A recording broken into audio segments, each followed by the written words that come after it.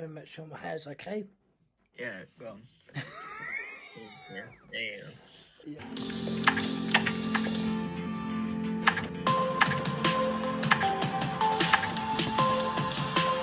I'm Learnding. Welcome along to this episode of the Peter and Chris Are Learnding podcast. I'm Peter. And I'm Chris, and we are delighted to introduce our guest today. KIERAN Jones, and I'm a seated shot putter and from Anglesey. But then you said you wanted to talk about my childhood, so we go straight into that if you want. Tell us all. Oh, God. What were your childhood like? So it's kind of, well, my condition's a hereditary condition. So my younger brother, father, and I'd say about 80% of my family have the condition. So if you do ever go to Anglesey, North Wales, you see someone in a chair, they are guaranteed related to me. And it's crazy. So yeah, I don't know where to start. So I got into a chair at the age of 12, but I had signs of the condition when I was 10. Yeah. And I was in denial about it because my younger brother was in the chair. And then I was like, oh, that won't be me. And then, not unfortunately, but at the time I was like, oh no, it's happened to me, I've got the condition. Yeah. But now, 12 years and I'm still, as I say, I'm still kicking, but yeah, it's good fun. And what exactly is the condition?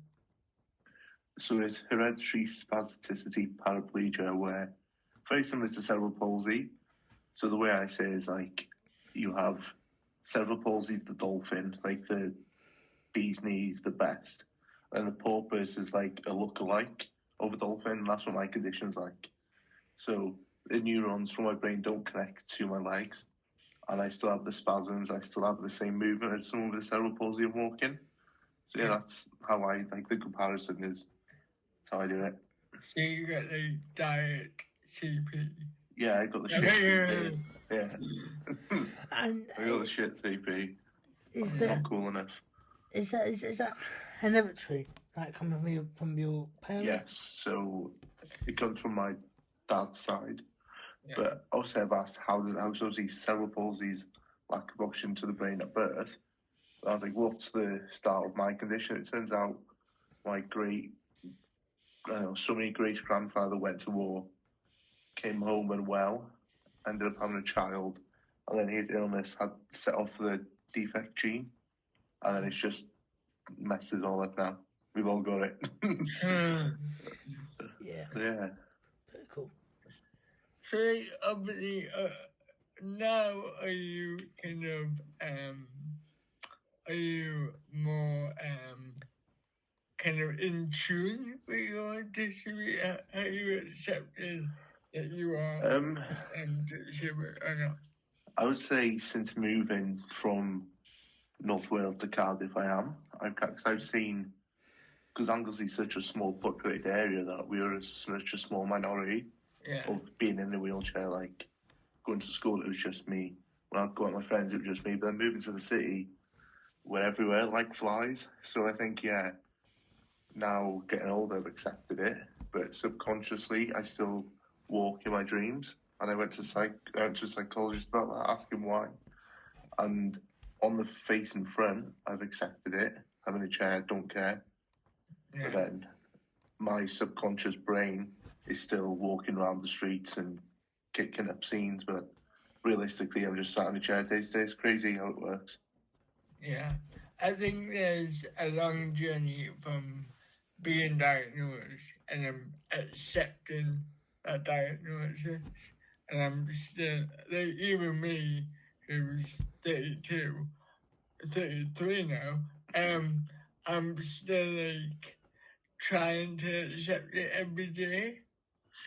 Yeah, and I guess the way the world's going now, everything's always changing, and trying to navigate life differently with a disability can sometimes be harder than it should be.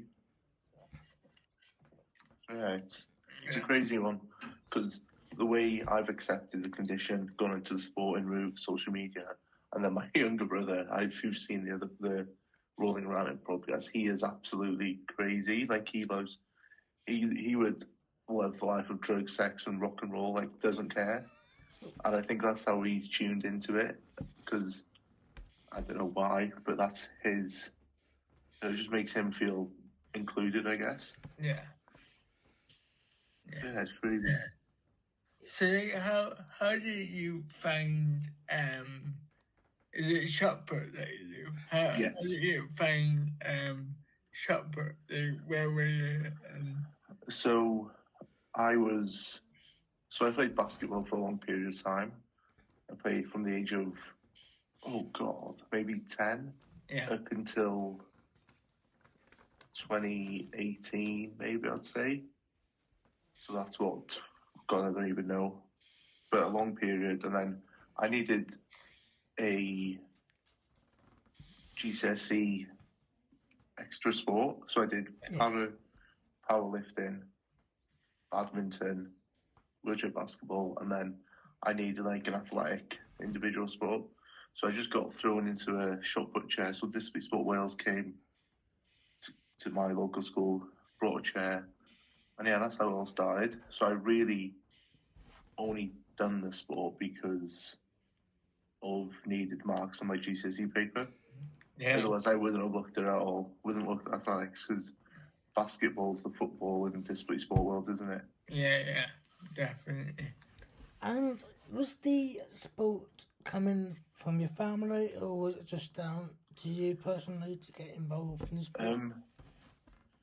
So, like I said, I was 10 or 11 starting basketball. My dad used to play running basketball.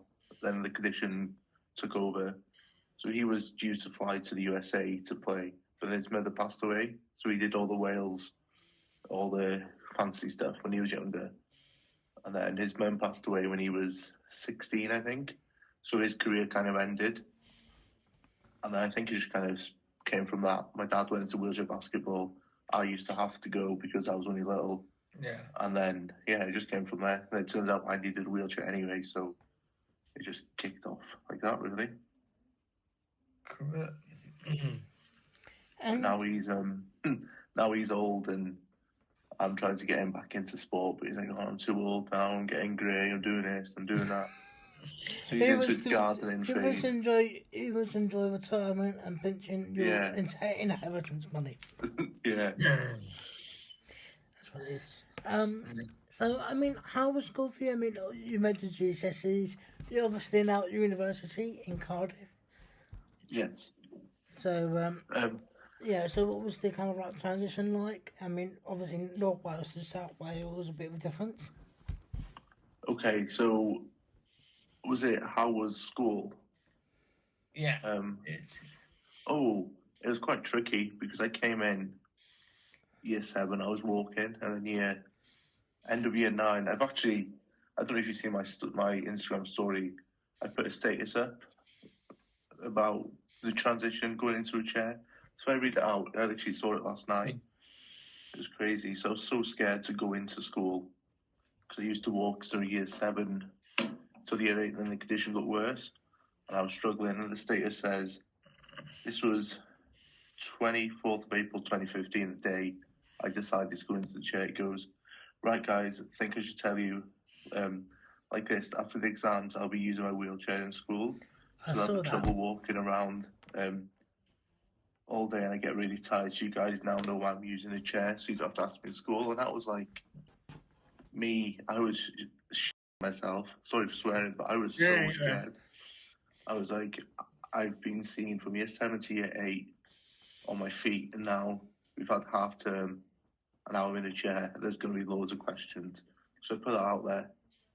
And it was probably one of the best things I did was doing that status, looking back now, because I came to school and I just got, we were just getting pushed around. Obviously, at the time, I was like, oh, this is well cool. I'm really popular. Like, everybody loves me. Like, wanted to race and all that silly stuff. And then it got to the point where I had the 1-to-1 because of it. and I used to be a little shit in school, and I didn't like the one-to-one ruined my little shit phase because she was like a security guard on me. So if I tried to like do something that I shouldn't do, I couldn't because she was there. So I ended up going to the head of year saying I only wanted my classrooms because outside she was with me like a security person. I absolutely hated it. So that was the first year of being in a charter school. Then I think the school just adapted. And then if it wasn't so I had a very old school gym teacher. So he was strict to rugby, football. And there was no like, he didn't understand that I was struggling.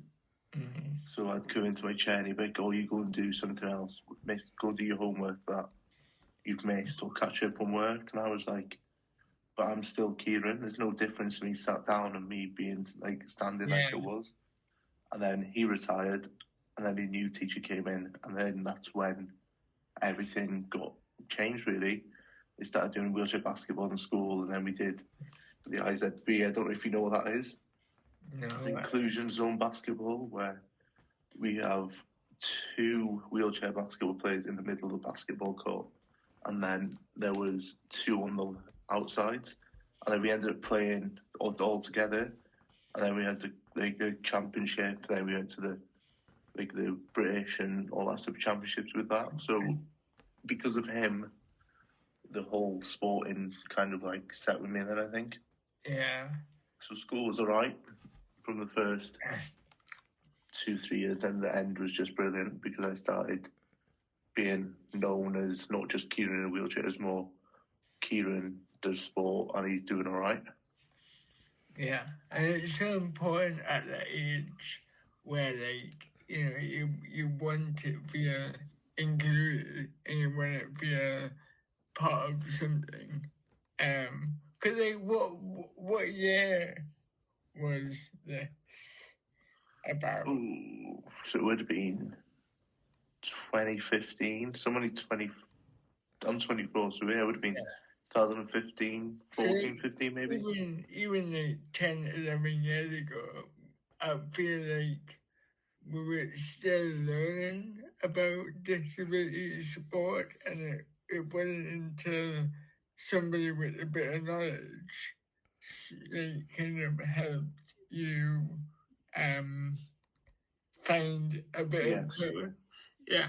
Yeah, definitely. Because I don't think if it wasn't, he always says no to this, but I still know the gym teacher on a personal level, and every time I see him, like if it wasn't for you telling me to like just, it was literally looked like a coffee table that I sat on. Because like I would say sit in a metal frame, and they brought it to me, and I was like, "What the hell is this?" I was like, "You're gonna throw shot put on this?" And I was like, "How?" It looked like genuinely looked like a small coffee table. And then, if it wasn't for him, I wouldn't have wanted to move. So, like, my whole life's planned out from that day without me realizing. If I look back now, it's crazy. Awesome. And so we were kind of touching on like sport and the kind of like exposure it gets. Unfortunately, even to this day, it feels like only when the Paralympics come on every 4 years, that seems to be the only time people are genuinely interested. They're not particularly interested in the 4 year cycle, the kind of like national championships, World Cups, any of those sort of like competitions leading up to the Paralympics. I mean, everybody just goes mad for the Paralympics only. And I know for the kind of like national competitions, you've got your friends and your family supporting you, but not necessarily the general public.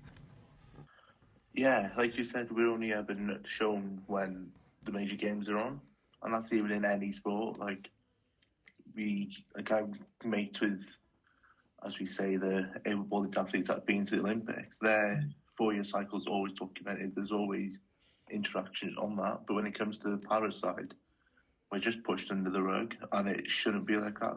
Like you would think from London 2012, that was a major year where everything kicked off, and it actually felt like, I think that's probably it should have given more purpose to the disability sport, because it was like one of the biggest events in the world, and it's come to the UK. But since then, technology is advancing, but then the interest in parasport isn't, is going elsewhere. And you'd think it's such an interesting topic where you should be interested, really.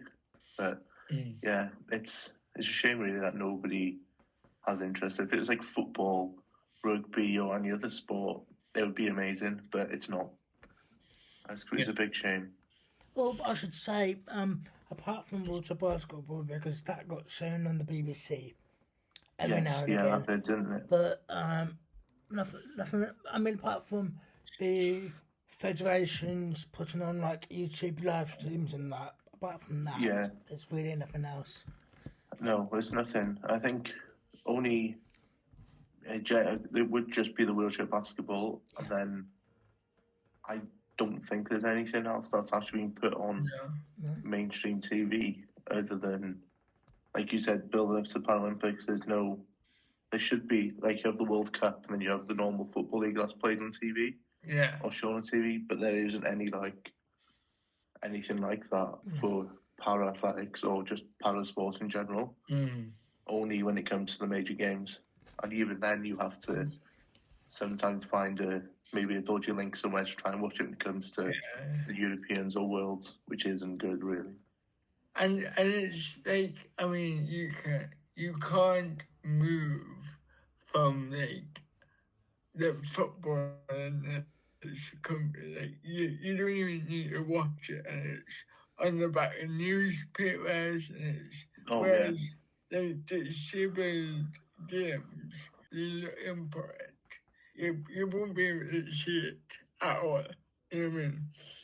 No, there's nothing out there. It's weird. I saw a video or it was a post on Instagram, and it was like, if you see a disabled person doing sport, your first question is, are you going or trying to go to the Paralympics?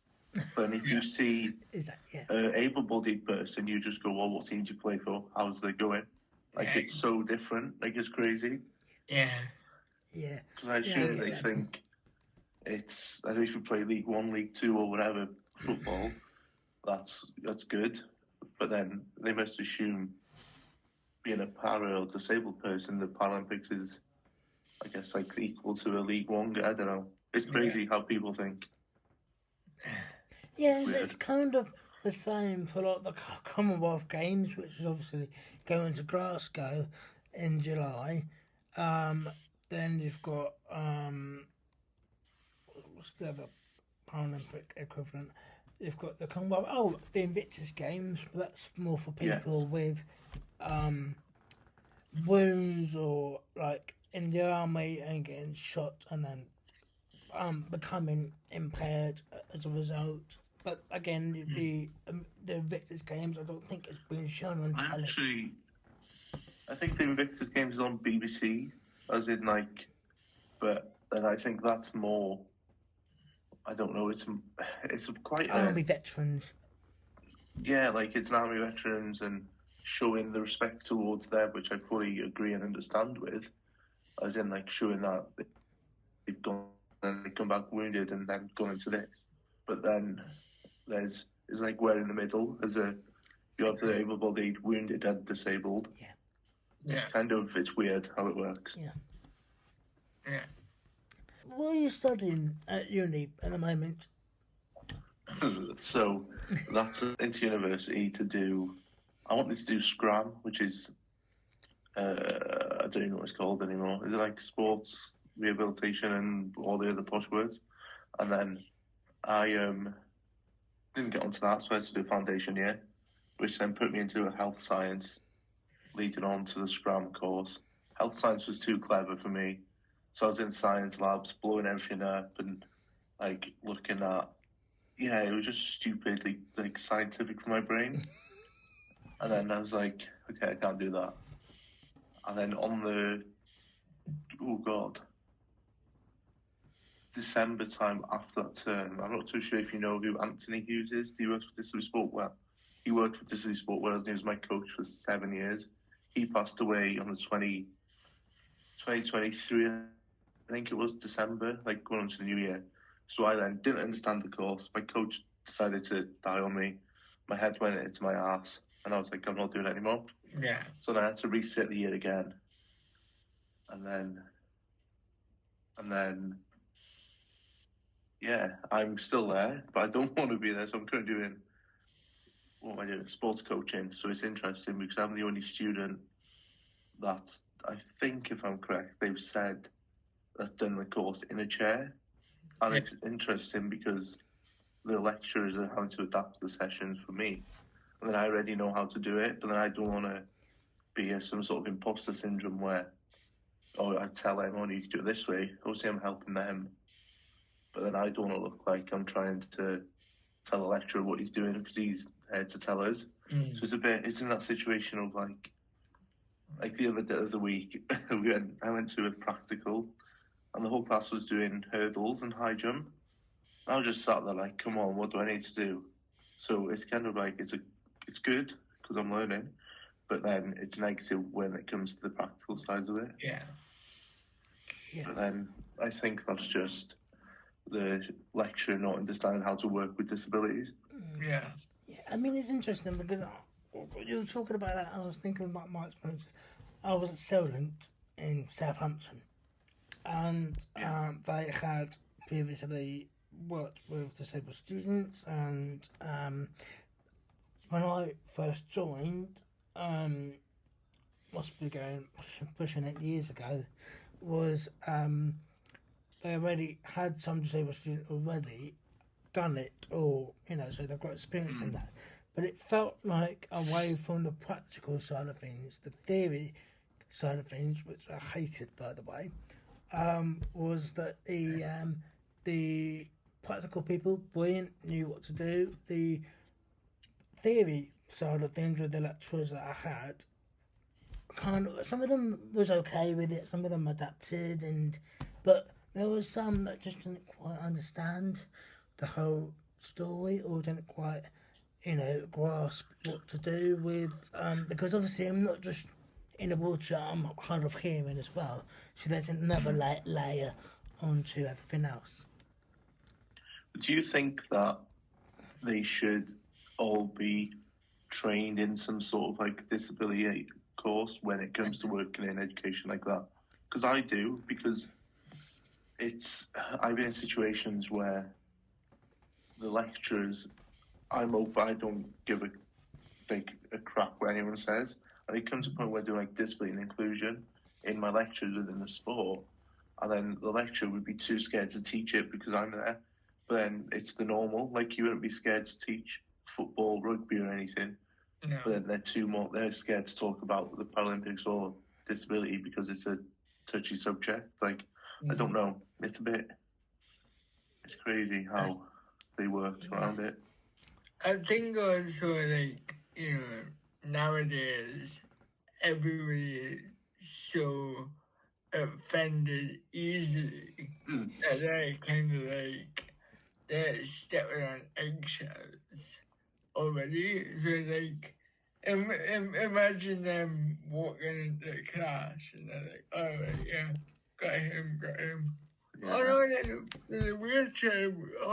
The entire thing, about the Parliament, he can know probably 4 or 5 of them. Yeah, but I'm here to guide you. You're unsure. Yeah. You direct it to my way. But yeah, so don't be afraid of disabled people.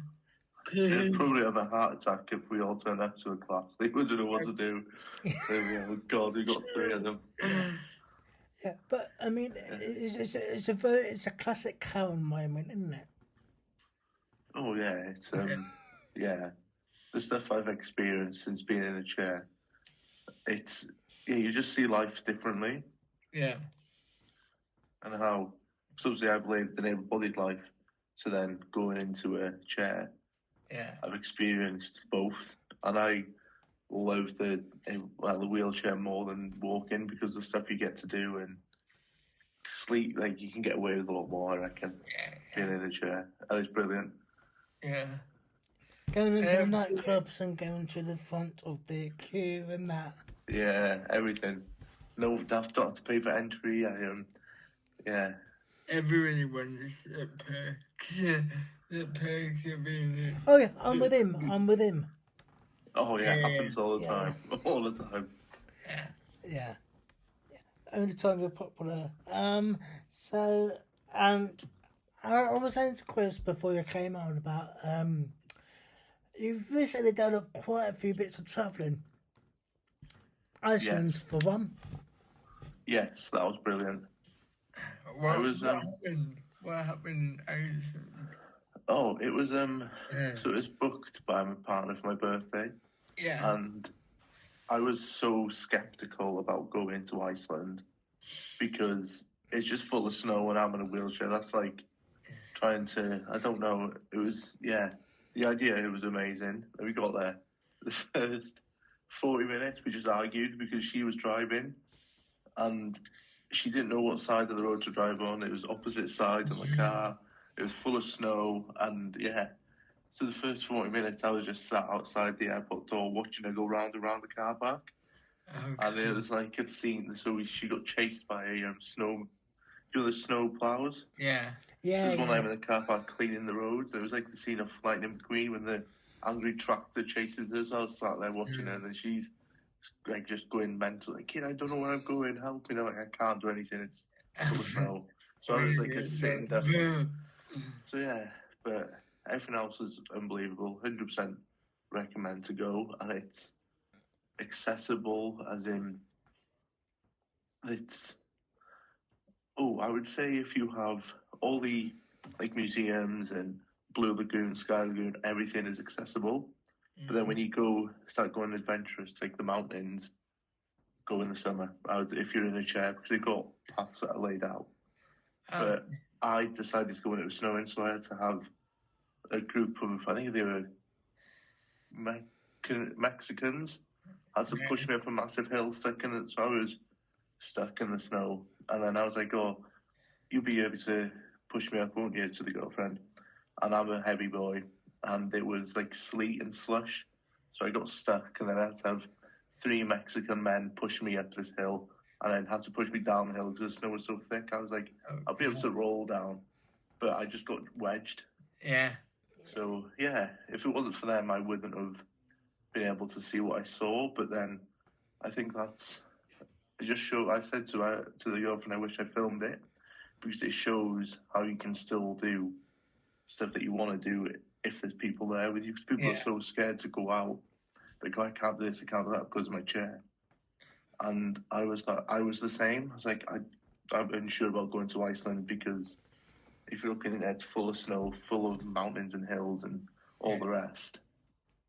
But no, 100% recommend going. And if you do go there in a chair, just there's people there to help you. Awesome. Was it more accessible than what the UK is? No, I think I was the only disabled person there in a chair. So we were pushing up the hill. I got to the top, and there was this group of these Asian old ladies, and they were there with their cameras recording me and clapping and celebrating when I got up to the hill. I was like, oh, so like, as a crowd and then filming me, I was like, they mustn't see stuff like this in Iceland. And we should just mention, Kieran, this is you in your manual wheelchair. Yeah, this is in my manual wheelchair. Yeah. So I've got like off-road all-terrain tires, but I wasn't too sure if our hotel door would be wide enough for them, so I didn't bring them. So I was just using my normal day tires, and that's probably one thing I shouldn't have done was leave them in the UK whilst we're fighting against snow and ice and all that stuff. But yeah, it was good. It was good fun. Good. And another thing that you've done recently, and I know you've had a bit of a gap in between, but you've also got your own podcast. Yes, yeah. So that one's quite awkward. I need to learn how you guys do this, set up online. But we got a podcast called Rolling Around In where we started off going live on TikTok, and me and my younger brother would just talk absolute nonsense and whatever on TikTok. And then people noticed there was a wheelchair in the back. like, why have you got a wheelchair in the back of your car? I was like, oh, because I'm in a chair. And people started asking questions. Then we just started having a normal conversation about the condition. Yeah. And then this woman goes, you should make a podcast. You guys are brilliant. So we've done it. We've done 4 episodes, I think. Because I live in Cardiff, he's in North Wales. Yeah. And he's a bit spontaneous. Like, he phoned me at like 3 o'clock in the morning. He was like, Kieran. I was like, shit, right, what's wrong? It's like 3:30. He goes, I'm just in my car. What session can I do in the gym? It's like, Ryan, it's 3:30 in the morning. Wow. So he's gone to the pure gym and I'm asleep. So, like, our times are quite mismatched. So when we're together, we do stuff, but he's so, like, spontaneous. But yeah, the podcast is about how 2 brothers have the same condition and navigate life differently. Yeah. So I've gone to sporting room and he's gone wherever he wants us to take and how he copes. Because he's been in a chair since he was 4. He's grown up in a chair, gone through primary, secondary, and now learning how to navigate adult life. And I'm like chips and rice, half and half. I've done from being the child's age 12, walking to now. So it's crazy how we've got the same condition, but then we do things differently. We really put that in our description box. Yeah, you might have to like say something. Yeah. Yeah, we'll plug you in if you plug us. Yeah. Yeah, it's funny. Yeah, please. Because his stories are so like I try and be very, like, I have a filter when I know when I can be an idiot or not. Yeah. He doesn't give one care in the world. Like, he could be anywhere. Like, there was a story, I don't think I said the full story on this one, but he was in he was in a doctor's reception, and it was quiet, full of old ladies. My grandfather's walked in, and he's seen my grandfather, and they're both crazy. And he was on his phone, he was like, Dad, look at this. I was with her on the weekend. There's this girl with, like, how do I say it? Right, basically she had a photo of her in, like, a dress. Yeah. And she had an ass and boobs and all that. And then he was showing that, shouting it all over the doctors. And my mum was like, Ryan, you're in the bloody doctors, behave. Like, he doesn't understand there's a time and a place to be silly or show stuff that he shouldn't show. So yeah, he's very if you're around him for a while, you'd understand what he's like. But I guess his coping mechanism, I think. Yeah. Because if he makes people laugh, if he's Jack the Lad, the silly guy in the wheelchair, it knocks off him being in a wheelchair. There's always a reason behind it. Yeah. So yeah, he's a funny guy. Yeah. Well, humour's always kind of maybe the best way to go around things, and yes. So yeah, I fully agree with that. Like, I've got a tattoo on my arm. It's laugh now, cry later. So there's a theatre production in the National Theatre, which was part of me. Well, I had a woman follow me with a microphone for 7 years. So we'd do like maybe a week of filming, and she would just follow me doing my daily stuff like this. Now she'd film it and make a script out of it. So I was followed by a dictaphone, and from the age of, I think it was year 8, so when I started getting into the chair till I finished college, there was a woman with me going through everything, so it was really raw, and every emotion I went through, she was there. So I fully agree with, like, you laugh now and cry. Laugh now, smile now, cry later type of stuff, because it's how you cope with things. And I've always been the idiot to laugh, and I probably do cry sometimes, but about the stuff that I shouldn't be crying about. Like, if I see a sad post on Facebook, I'll cry, but if something serious happens, I just laugh. Like, it doesn't make sense. Yeah. We've got a question for you from our previous guest. Okay. And the question is, was there a moment in your life or a kind of experience in your life that broadened your mind and made you see the world in a different way? Oh, God. I think it's probably the transition from being an able-bodied person's going into a chair, seeing how, because like when I was younger, I was such an idiot. Like I was with the like in the wrong crowd, wrong group. So yeah, probably like when I was younger, I probably done stuff that I shouldn't do because I knew I was coping with the condition and trying to still follow one of my mates that were being idiots, getting like police chases and all that stuff, and knocking on people's doors that you shouldn't knock on and getting chased and all that stuff. Yeah. Just being young and having fun. And then I've kind of, since being in the chair, I've realised how silly that is. So I think it's, yeah, probably the transition has answered that question because I've now, it's made me understand how precious life is and that there's always a way around it. Yeah. Because I spoke to my friends and they would say, they've always said to me the worst thing would be is going from a walker person to someone in a wheelchair. But I think that's been one of the most positive life-changing things that could happen to me because I'm now living life, but it's, yeah, the stuff I've done, the people I've met, and the way it's made me see life a different way. Yeah, it's crazy. And it's all a positive way. There's nothing negative, I think, that's come from being in a chair. Yeah. Other than, like, I don't know, not being able to get up a set of stairs, but that's just normal life stuff. But, like, deep down, there's nothing that's... I wish I was probably younger getting into a chair than I was. That's quite a moment to like, realise, and such a young age as well, to like, have that big epiphany moment. So our next question is, because we like to link it all together, do you have a question for our next guest? Ooh, okay. Do I have a... Again, oh, God. we don't know who they are. We don't know who next guest is either, so it's fresh for all Okay. of us. Don't do it, Tim. Oh yeah, don't do it, Tim, please. Don't do it, Tim, and say where's the bloody buried or anything like that. Probably. I'd probably go like superpower way, as in like, if you had one superpower for the day, what would it be? Great question.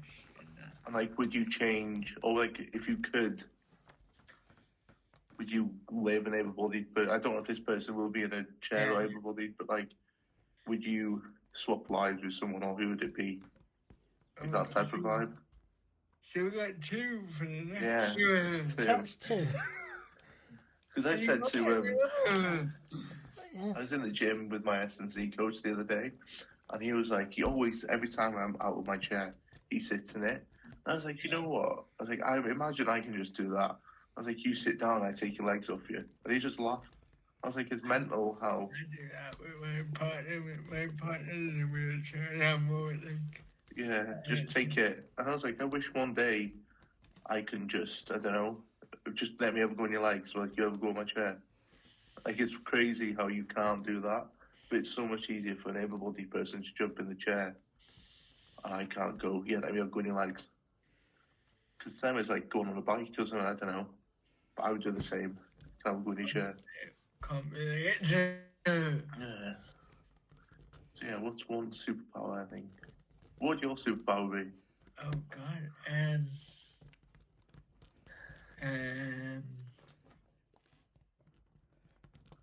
I mean, probably like, telepathy, so I can read people's minds. You know? Oh yeah, that'll be so fun. But then, like, I would not really like concentrate because I don't want to hear everybody's thoughts. I want to hear the individual.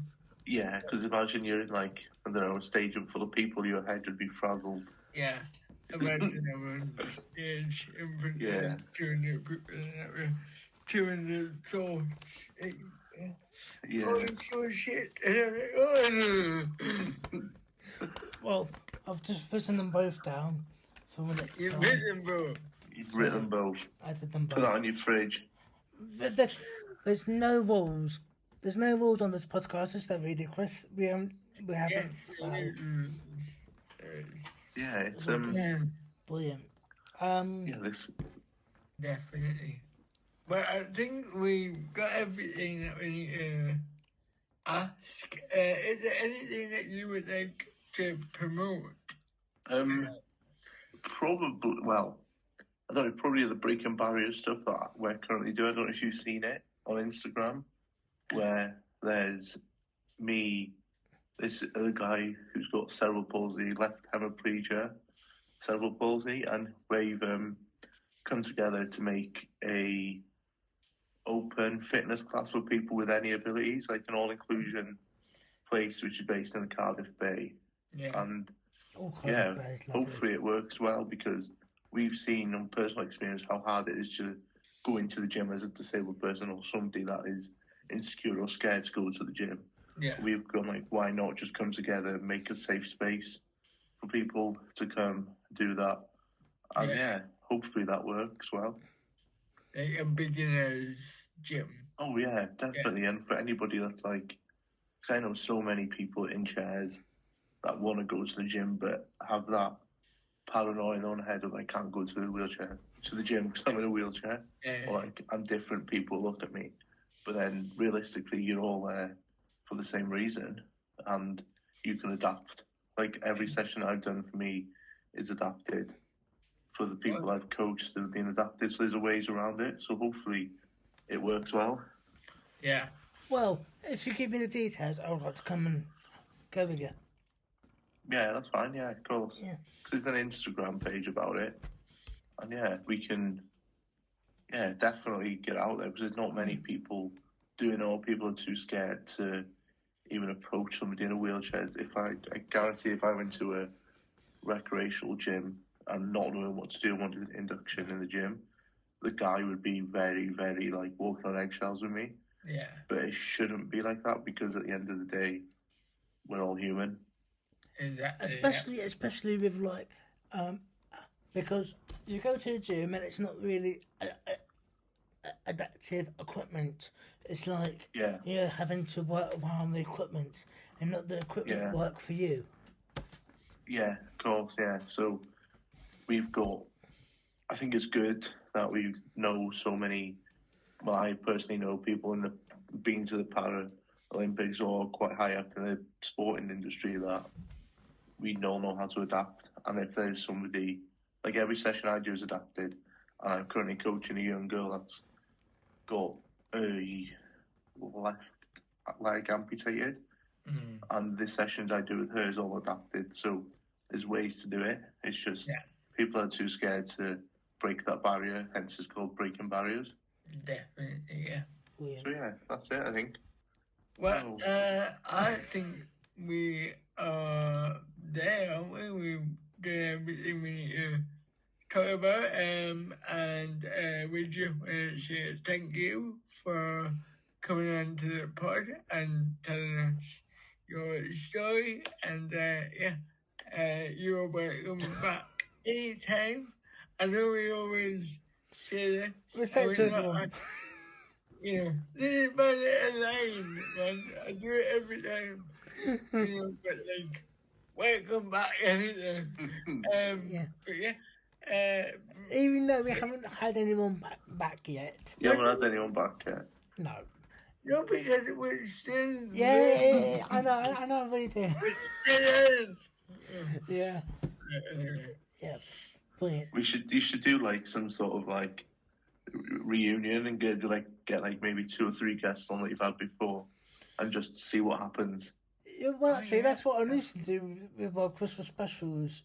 In my previous podcast, I'll bring some people back. So it's like normally I get 3 of the most watched YouTube episodes to come back. So sometimes do it that way.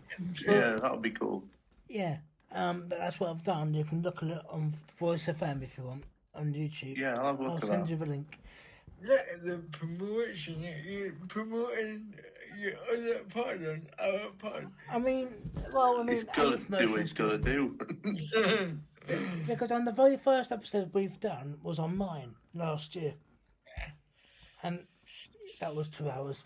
So how did you guys come to doing this anyway? He stalked me on Instagram. He stalked, yes, sounds about right. He looked into my DMs and was like, shut up. He slid into my DMs and was like, hey, can I interest you in a podcast? And I'm like, no, not really. But I'll do yours. And then we kind of enjoyed our company, and then we kind of set up this one. So That's it's cool. a love story. So it could have been what's that Netflix program called? Where they start with the comedian. And Baby Ninja. Yeah, it's like Baby Rangers thing, wasn't it? Exactly.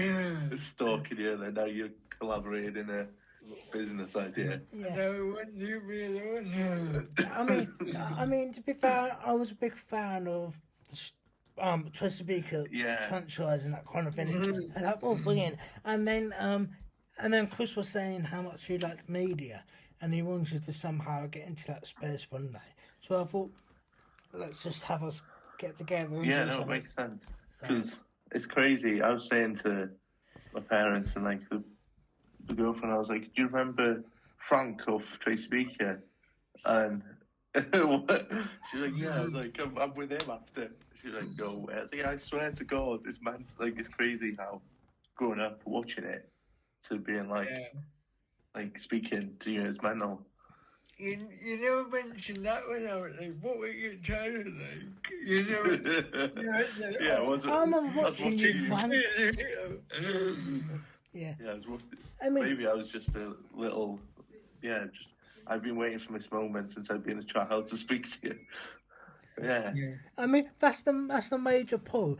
Everyone that's come on this podcast, my contacts at least, have been people that grew up watching Chesapeake. I'm like, your co-host is Chris from. Your co-host is Frank. What? So it's just a major pull. He's just being used and abused. You're being used, yes, and you like being used, don't you? Yeah, it's crazy though how such a small world it is, knowing it's crazy how it works. Frank to now being on the podcast, mental. Being a public Frank. Anyway. It's blushing now. It's blushing. So. I'll go put it on in a minute, and I'll just mention you on the Instagram. A little nice catch up with Frank. That'd be brilliant. No thanks. That name. Well, that's definitely going in. That's definitely going in the podcast. That is. No, that's fine. Anyway, let's end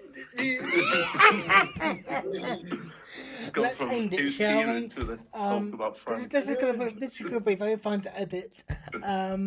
So yeah. Thank you very much, Kieran, for giving up your Sunday evening. No, it's been a pleasure. Certainly has. But hold on, before we let you go, we hope you enjoyed this episode. Don't forget to follow us on all the various channels, and always been Learnding, and we'll see you on the next one.